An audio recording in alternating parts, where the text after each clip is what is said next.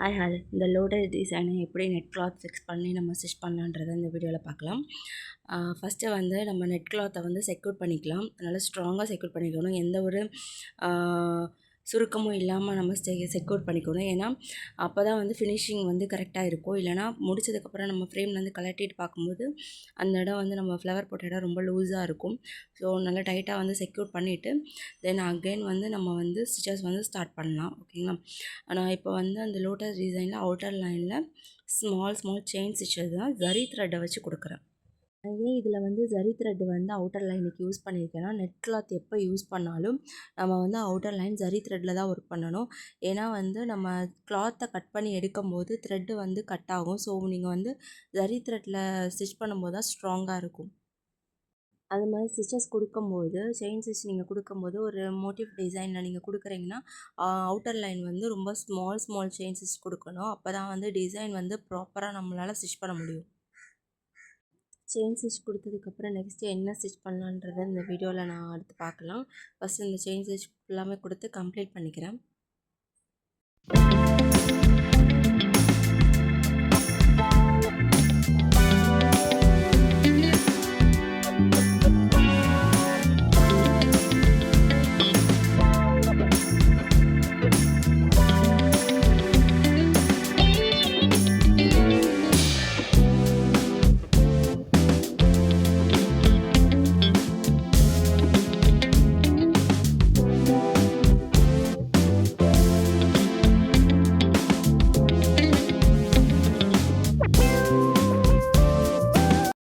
அந்த outer line finish பண்ணதுக்கப்புறம் நம்ம வந்து என்ன பண்ணியிருக்கோன்னா ஜிக்ஸாக் ஸ்டிச் கொடுத்துருக்கேன். நான் அவுட்டர் லைனில் வந்து அதுக்கு அவுட்டர் லைன் நம்ம கொடுத்துருக்கோம்ல அதுக்கு மேலேயே வந்து ஸ்மாலாக ஜிக்ஸாக்கில் நம்ம ஸ்டிச் பண்ணிகிட்டே வரும்போது அந்த த்ரெட்டு வந்து நல்லாவே அந்த அவுட்டர் லைன் வந்து நல்லா ஸ்ட்ராங்காக இருக்கும். அப்போ நம்ம ஃபேப்ரிக்கை கட் பண்ணும்போது நம்மளால் கொஞ்சம் நீட் ஃபினிஷிங்கில் கட் பண்ண முடியும். அது மாதிரி த்ரெட்டும் கட் ஆகாது டக்குன்னு. ஸோ அதனால தான் நம்ம வந்து இந்த ஜிக்ஸாக் ஸ்டிச் வந்து நம்ம இதில் வந்து அவுட்டர் லைனில் கொடுக்குறோம். இது கண்டிப்பாக இந்த மாதிரி ஸ்டிச் பண்ணணும். ஸ்டிச் பண்ணால் மட்டும்தான் நம்மளால் ஃபேப்ரிக்கை வந்து கட் பண்ண முடியும். இல்லைன்னா டக்குன்னு த்ரெட்டு கட் ஆகிட்டு மொத்த டிசைனும் ஸ்பாயில் ஆகிடும். அவுட்டர் லைனில் கொடுக்குற ஜிக்ஸாக் டிசைன் வந்து ரொம்பவே ஸ்மாலாக இருக்கணும். ரொம்ப கேப் விட்டு கொடுக்காதீங்க.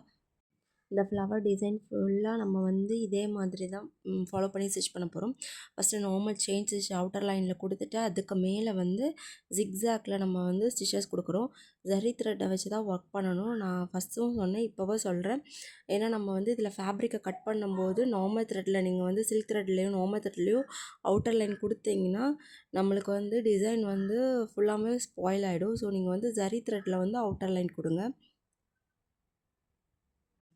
இந்த வீடியோஸ் ஃபுல்லாக பார்த்து நீங்கள் ப்ராக்டிஸ் பண்ணதுக்கப்புறம் எனக்கு அந்த பிக்சரை வந்து என்னோடய இன்ஸ்டா ஐடிக்கு ஷேர் பண்ணுங்கள். ஓகேங்களா? இதே மாதிரி நான் பெடல் ஃபுல்லாமே நான் ஒர்க் பண்ணுறேன். பாருங்கள் வீடியோ ஃபுல்லாக. உங்களுக்கு பார்த்தா உங்களுக்கு புரியும் நான் எப்படி ஸ்டிச் பண்ணியிருக்கேன்னு.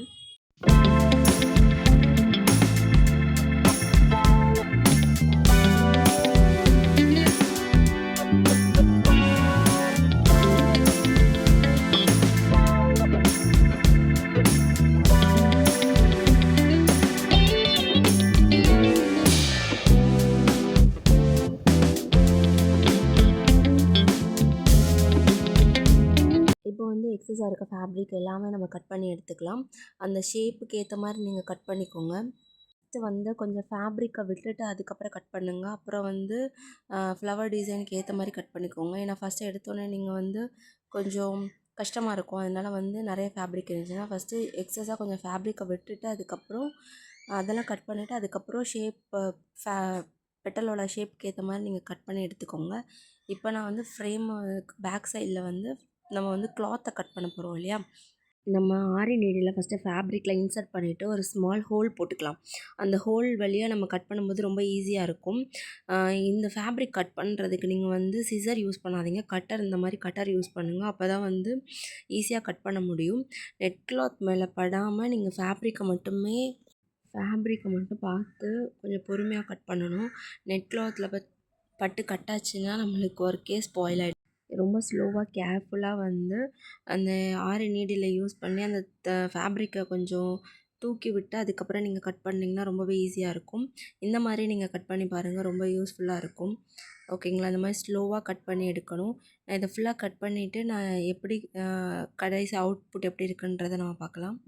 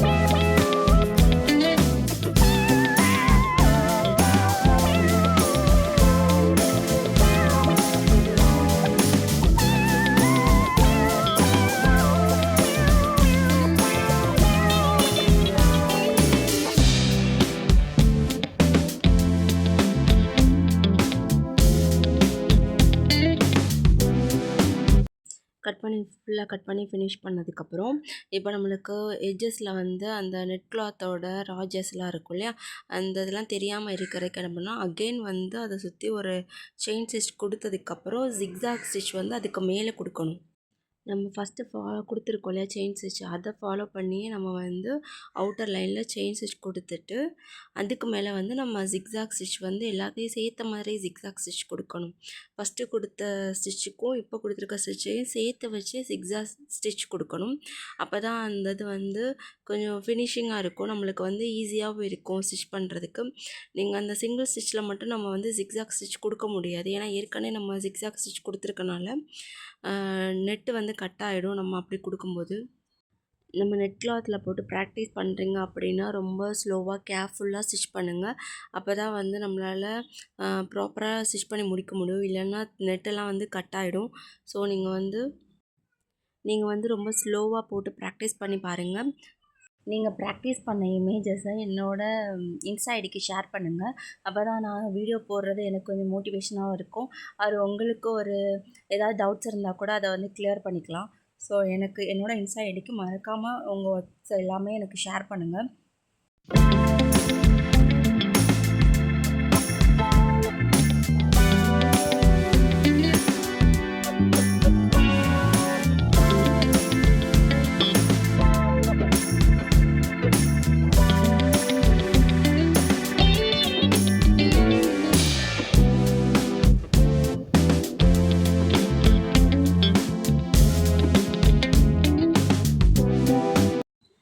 நம்ம அவுட்டர் லைனில் செயின் ஸ்டிச் கொடுத்து கம்ப்ளீட் பண்ணதுக்கப்புறம் எல்லாத்தையும் சேர்த்து வச்சு நம்ம ஒரு ஜிக்ஸாக் ஸ்டிச் கொடுக்க போகிறோம்.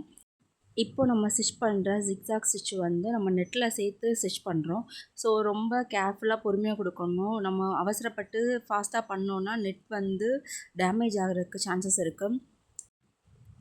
இந்த மாதிரி நீங்கள் வந்து ஸ்லோவாக போட்டு ப்ராக்டிஸ் பண்ணுங்கள், அப்போ தான் உங்களுக்கு ரொம்பவே ஈஸியாக இருக்கும். கிளாத்தும் டேமேஜ் ஆகாது, டிசைனும் ப்ராப்பராக இருக்கும். நீங்கள் நெட் கிளாத்தை வச்சு நிறைய மோட்டிவ் டிசைன்ஸ்லாம் ட்ரை பண்ணி பாருங்கள், ரொம்பவே யூஸ்ஃபுல்லாக இருக்கும். உங்களுக்கு ப்ராக்டிஸ் பண்ணுறதுக்கும் ப்ராக்டிஸ் பண்ணி பழகும்போது தான் நம்மளுக்கு வந்து ப்ராப்பராக ஒரு விஷயம் நம்மளால் கற்றுக்க முடியும். ஸோ நீங்கள் வந்து அடிக்கடி ப்ராக்டிஸ் பண்ணி பாருங்கள்.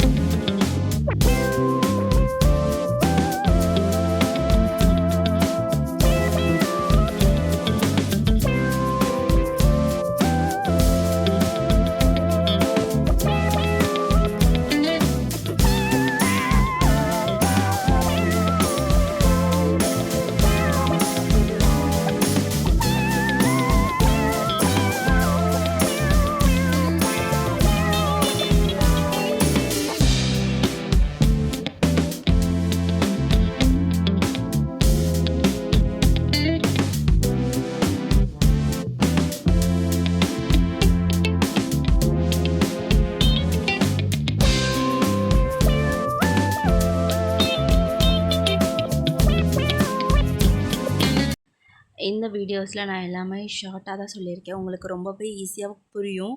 அதனால நீங்கள் வீடியோஸை பாருங்கள். நான் ரொம்ப லென்த்தாலாம் வீடியோ போடல. ரொம்ப ஷார்ட்டாக தான் போட்டிருக்கேன்.